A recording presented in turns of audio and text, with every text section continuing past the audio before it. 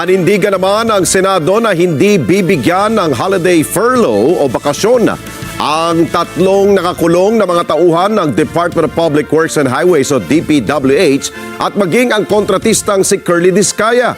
At ayon sa Senado, may posibilidad umanong tumakas ang apat na ito sa kabila ng naunang pahayag ng Pangulong Marcos Jr. na posibleng ilabas na ang warrant of arrest laban sa mga nasasakdal. Mean Corvera sa balita. Hindi papayagan ng Senado na makalabas ng Senate premises ang mga idinadawit sa anomalya sa flood control projects ngayong holiday season dahil sa kanilang seguridad.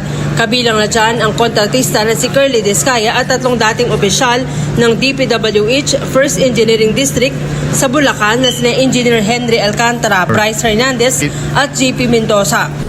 Ayon kay Senator Ping Lacson na chairman ng Senate Blue Ribbon Committee, inaprubahan ni Senate President Vicente Soto ang rekomendasyon ng komite na tanggihan ang hiling ng apat na makalabas ng detention facility ng Senado para makapagbakasyon. May posibilidad umano na tumakas ang apat lalo't may mga nauna ng statement sina Pangulong Bongbong Marcos at Ombudsman Jesus Crispin Remulla na posibleng ilabas ang arrest warrant laban sa kanila. Ang apat ay ikinulong sa Senado matapos patawan ng contempt dahil yan sa pagtanggi na makipagtulungan sa mga investigasyon sa mga nadiskubring ghost flood control project.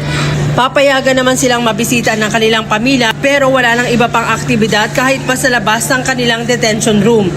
Umaasa si Lacson na maglalabas na ng warrant of arrest ang korte laban sa mga sangkot sa anomalya para mapapanagot at maisauli ang mga ninakaw sa kaban ng bayan.